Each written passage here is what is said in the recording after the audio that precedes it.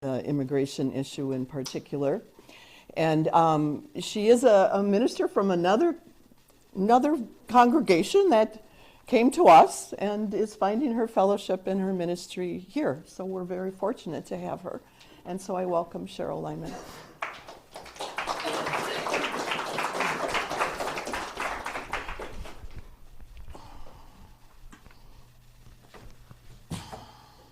I just hope you feel like applauding afterwards. Perhaps, I think I do know absolutely everybody here, so I'm not going to reintroduce myself. Hello to brothers and sisters and friends. I'm honored always to speak with you. I'm especially honored knowing that you've heard me before and you still want me back. Thank you. I want to take a second to thank those of you who reached out to me, who supported me last week when I'd hit the wall with anger. Your kindnesses were very much appreciated, and they were healing, as well as listening, really listening to Pat Hansen's talk on resistance, which really helped me to calm down and enjoy the remainder of the day. I especially want to thank the person who told me to put on your bathing suit and go to the pool. I did, and I was much refreshed. Thank you. So usually when I talk, I manage to work in some references to our current national situation, and the topic for the month seemed well suited to address our national chaos. But to be honest, I needed a break. I needed a little place to go and think, not about the chaos and the craziness for a little bit. So I hope you will forgive me if I don't go down that path today, but just walk with me a while. So our new topic, are we on board yet? Well, Okay. I somehow hit the wrong button. So Okay, all right. allow me to, Okay, we're on number 2, so just catch up when you can. That's fine. I'm so sorry. That's okay. Our new topic for the new month of February in the new year of 2026 is resilience. New things, generally speaking, aren't yet very adept at springing back, of being strong. It takes time and the experience of being subjected to life's substance to approach the point of adaptation that we call resiliency, that ability to bounce back, to keep going when the going is tough. I can't help but think of a piece of glasswork, of the glass artist working on his art, combining the delicate rods of colored glass, fusing them in kilns, rolling them, tempering them, bending the glass with torches, pinching and snipping it to the desired form, so that in the end, one has a creation that is so much stronger than the original material. And its strength is owed to the fact that in the forming, the glass has been heated and cooled, expanded and contracted repeatedly. Like glass, we seem to require that kind of process, diversity of experience and the ability to be stretched and reformed, to find a new shape, stronger than we were before.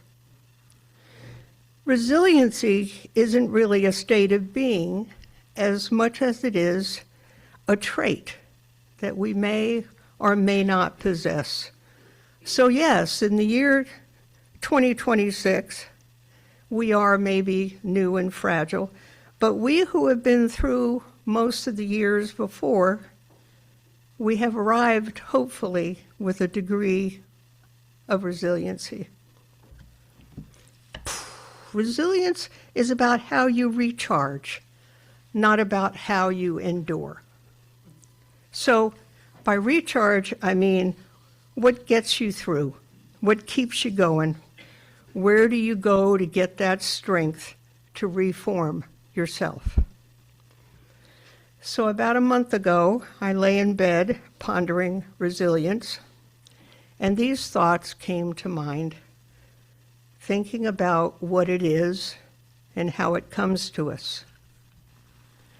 So let's say you grow up playing in the deep shade of ancient oak and horse chestnut trees in an uncut wood, running up and down narrow pathways where generations of footsteps that came before you rendered the once soft dirt into a shiny, packed earthen path between the weeds, clumps of native hosta, ferns, small saplings, and patches of wild blackberries.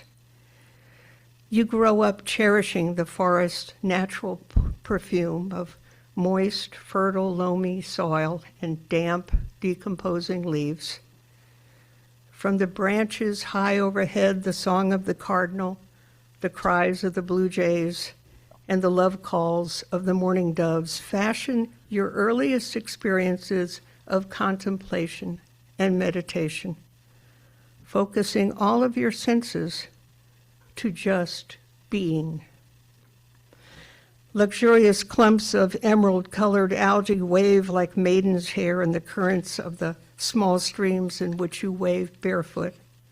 The crevices and pockets that you pick into the dry, fragile chunks of collapsed hickory and elm trees become fortresses for your toy soldiers as the tree bark slowly disintegrates and transforms.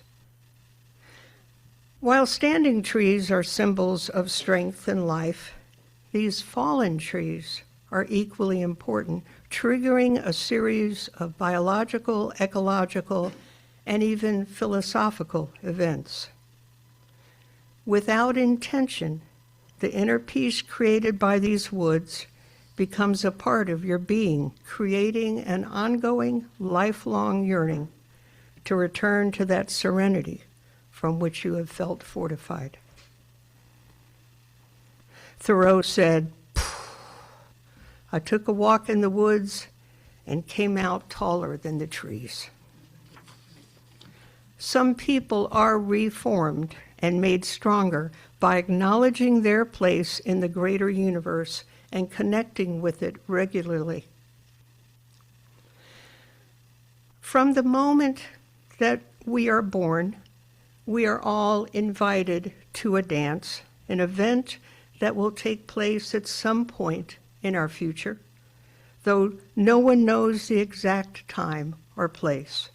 We can't quite believe it when we're young, but we are assured from early on that our attendance will be mandatory.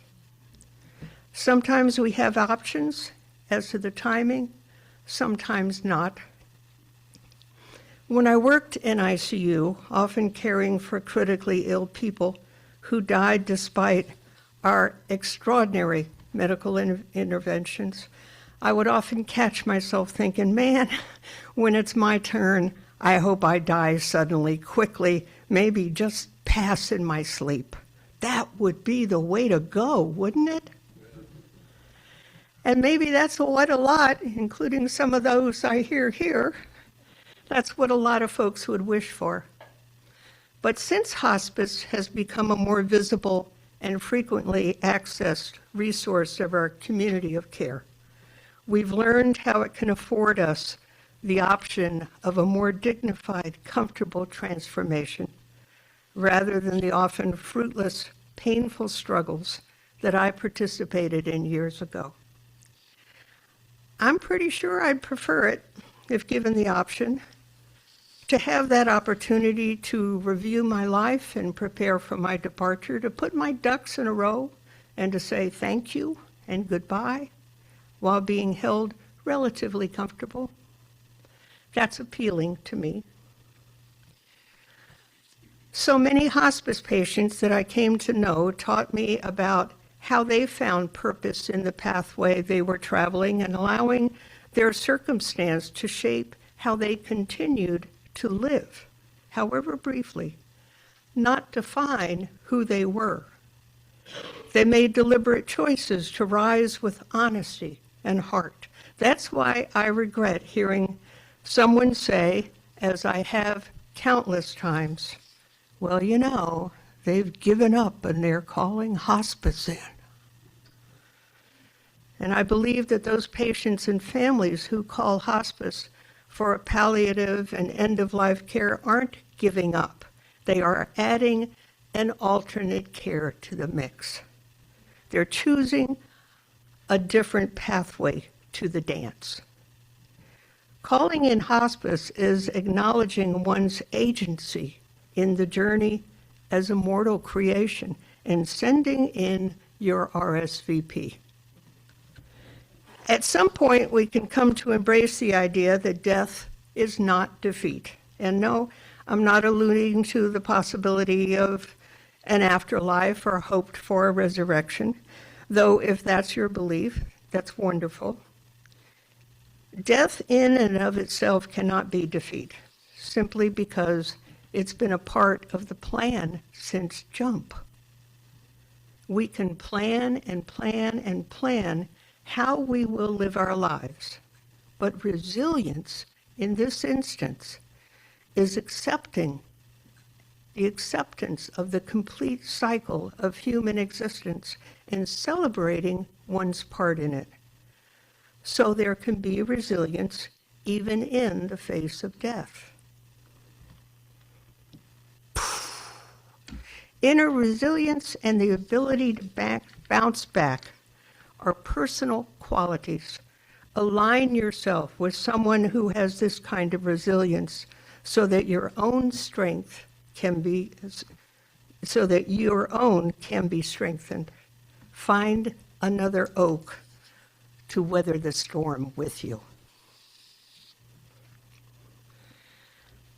In October of 2021, I did an amazing thing. Foolish, some may say, but still amazing. I registered with the National Park Service to through hike the Appalachian Trail. Oh, Sheryle. You see, when I was a kid, we drove to and from vacation in Florida every summer to see extended family. We often drove through the Blue Ridge and the Smoky Mountains to avoid the old A1A coastal highway, which was a killer in the heat, especially with a hot carload of crabby kids in the years prior to air conditioning. Going through the mountains, we would stop in the small towns and do the touristy things, but just driving along the roads of interconnected green tunnels was heaven. Almost heaven, West Virginia, Blue Ridge Mountains, Shenandoah River. Later, as an adult, I would choose to drive those same roads to visit my mom during the 4 years I was in seminary in Kentucky and she was in Florida. It was always heaven. Did you know that the Appalachian Mountains are the oldest mountain range on the planet Earth? True. The Rockies, the Alps, the Himalayas, they are mere youngsters in comparison. In their infancy, the Appalachian train looked much like the Himalayas, withstanding time, but nonetheless being shaped by it. They offered their summits to be carved, rounded, and weathered by the elements for 20 million years. Resilience. There's some core rock there that is dated to 1.2 billion years. Since recorded time, people have sought out those peaks and valleys to be renewed and refreshed, to stay connected with Mother Earth, and to have time to think. I will lift up mine eyes to the hills, from whence will my help come, wrote the psalmist.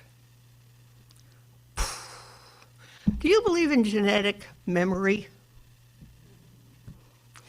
Mounting evidence shows that I'm going to say this real quick so that you don't catch me on anything.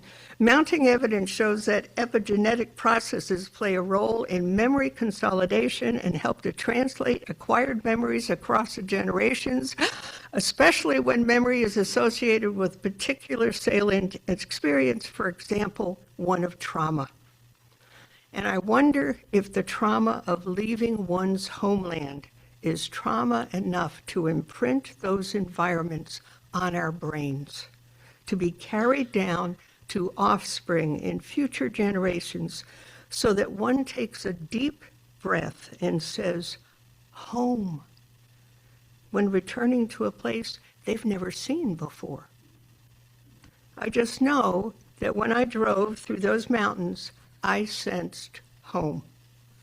And when I finally got to go visit the Highlands of Scotland, home was whispered in capital letters. I believe in genetic memory, but I digress. Raise your hand if you know the name Emma Rowena Caldwell. Okay. Let's try it again. Raise your hand if you know her, AKA Grandma Gatewood. All right, there we go. Grandma Gatewood was the first solo female through hiker of the then 2,168-mile AT. After a difficult life as a mother of 11 children, difficult, farm wife, and survivor of domestic violence, she had known her share of hard times.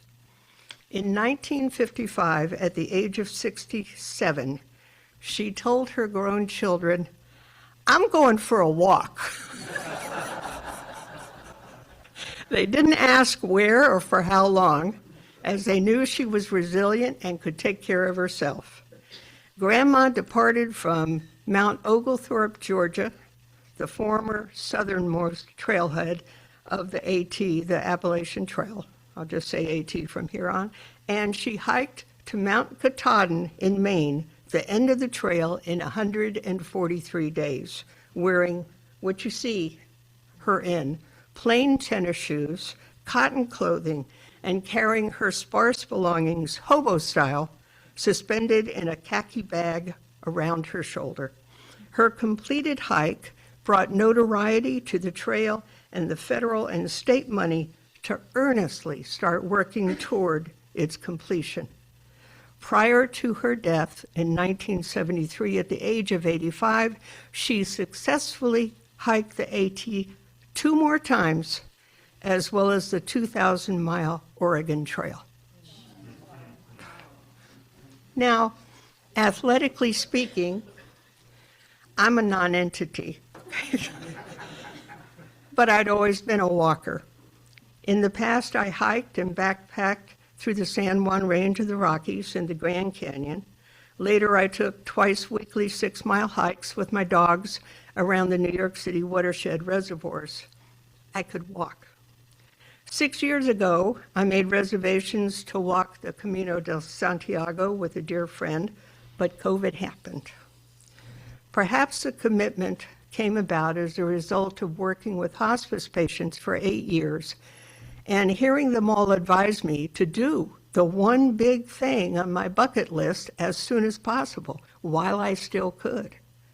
I was fully aware that the 2,195 miles, 7-month through hike of the AT was a big bite for a 70-year-old. But after 10 months of preparation, I felt ready. I had worked with a personal trainer for all that time. I had read over 20 books about through hiking and the AT. I read all the journals of other AT through hikers that I could get my hands on, and I followed many online. I studied the route, the 3 different approaches to a through hike, called Nobo, Sobo, and Flip-Flop, which means northbound, southbound, and flip-flop. I chose the flip-flop. I studied the topography of the difficult sections of the AT, as well as its flora and fauna, hazards and protective measures. I read the trail journals of through hikers who had completed the other big scenic trails, the Pacific Crest, the Long Trail, and the Continental Divide Trail, as well as the Ice Age, Florida Trail, etc. I immersed myself in the zen of through hiking. I assembled my gear, backpack, tent, clothes, medical kit, shoes, stove, toiletries, everything, and I mean everything, was weighed to the 1/10 of an ounce, and only those items deemed ultra-light were chosen. I dehydrated my own food, wrapped and packed and prepared it for timed shipments. I knew exactly what kind of effort I was going to have to put forth in order to get where I wanted to. I kissed Dan goodbye in Harpers Ferry, West Virginia on April 6th, 2022. The little left bridge is the railroad trestle, and headed north to start my journey crossing the trestle over the confluence of the Potomac and the Shenandoah rivers in the rain and the sleet and the wind. Layered up like Nanook of the North, I was finally on my way. It was the best of times, it was the worst of times. For the first 5 days, it rained. Every day, all day. Did you know that the Appalachian Mountains constitute one of America's few temperate rainforests? I knew that, but I soon learned what that meant. But I persisted and soon adjusted to my conditions, and every night I slept in my cozy rain-proof tent. My food was hot, tasty, and sufficient. My feet never hurt, and I met lots of other nice, crazy people on the trail. Did you know that the elevation gain climbing the AT is 510,000 feet? That is 14 times the elevation gain of Everest. There aren't any mountains many like that, but it's this, okay? I knew that before I started off, and in this case, my workouts had done their job, and I was ready for it. In the end, it wasn't the rain that got me. I stayed warm and dry, and it wasn't the elevation changes and constant uphill climb that got me. I had quads of steel, okay? In the end, it all came down to balance. And I didn't even realize that I hadn't packed any. While I had the strength and the stamina to walk and hike up and down the trails, it soon became clear that balance was an important issue when it came to getting over downed logs with a 20-pound backpack on, or across sketchy, slippery creek bridges, and up and over slick, stacked boulders. It took me 5 days to admit that if I were to continue, I had 3 options. Number 1, I could go home on a stretcher. Number 2, I could go home on a stretcher in a black bag. Or 3, I could go home on the Amtrak Floridian, running daily out of DC. So I had some thinking to do. 50-year-old Bill Irwin faced tougher challenges to his successful completion of a through hike than I faced with my balance issues. A native North Carolinian, Bill left Springer Mountain, Georgia, the present southern starting point, in the early spring to walk the trail solo, accompanied only by his faithful dog, Orient. Bill was totally blind, and Orient was his guide dog. Over the course of several weeks, Orient learned to alert Bill to the trail signs, white carved arrows about 2 inches by 6 inches attached regularly to trees and rocks at eye levels. The dog guided Bill up close to the signs so that Bill could trace them with his fingers and thus double-check their heading. Using the dog's leash and brace for support, the team saved each other numerous times from falling, though one bad fall broke one of Bill's ribs, and the dog early on suffered freeze damage to his paws that took days to heal. But together they arrived at the northern terminus of the trail, the base of Katahdin, on a snowy day before Thanksgiving in 1991. Their hike had taken them 7 months. As I wrestled with my decision to persist or abandon the hike, I repeated all of the motivational sayings to myself that I had memorized for anticipated moments of self-doubt, like, mind over matter. If you don't mind, it won't matter, right? And believe you can, and you're halfway there.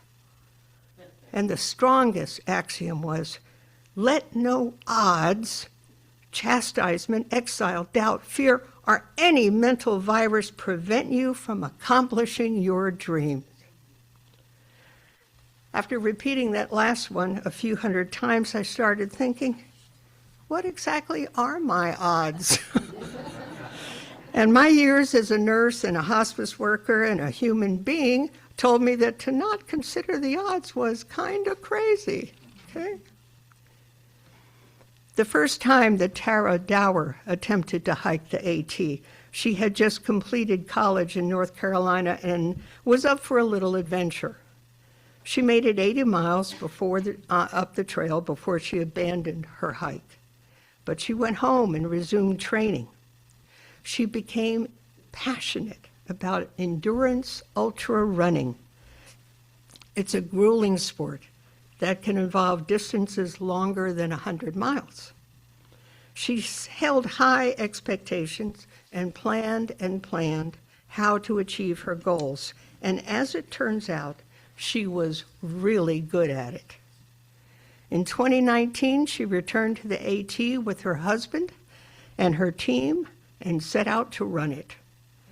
While the typical average walk of the AT takes 4 to 5 months, Tara ran it in a blazing 40 days, beating the previous record holder by 13 hours. Tara completed the run of her dreams, holding not only the fastest female time, but the fastest human completion time of the AT. So Bill Irwin had completed his through hike sightless, and Tara Dower had run almost 2,200 miles in 40 days. What were my odds of completing the trail with my flawed balance? But I kept pushing onward, despite having almost hourly, horrifying, iffy moments, and ironically, it was my resilience that took me home. I had planned and planned and planned for how to succeed at this goal. But then I had to acknowledge an unexpected variable that required my acceptance and an alternate plan. It came to me after 5 rainy, slippery days that I could, in fact, accept the circumstance and move on. And from that moment, I honestly went home happy, and I went home satisfied. I went home fulfilled. I never felt defeated or that I had caved. Joseph Campbell wrote, "We must be willing to let go of the life we planned so as to have the life that is waiting for us." Let's all say that together. We must be willing to let go of the life we planned so as to have the life that is waiting for us. There can be resilience even in the face of loss. It saddened me to leave the woods. It saddens me now that I am no longer able to hike, but I carry the trail, the woods, in my heart. They remain my inner place of peace, my strength, and that's the journey. That success, my journey, the success of my journey is up to what I choose to do with what life brings me. You know that saying, when life gives you lemons? No, eat the lemons. Forget the lemonade. You guys. Let's do that one more. So when life gives you lemons, eat the lemons. Forget the lemonade. Okay, all right. It's not always achieving, not always in achieving a goal or grabbing the gold ring through which we're strengthened and hardened and come to be known by others as resilient. Resilience comes from finding our way through the difficulties, to accepting and adapting to changes in order to acquire growth and find peace. To close, let me say that life is a bit like hiking. The journey only requires that you put one foot in front of the other again and again and again. And if you allow yourself the opportunity to be present through the entirety of the trek, you will witness beauty every step of the way, not just at the summit. Thank you.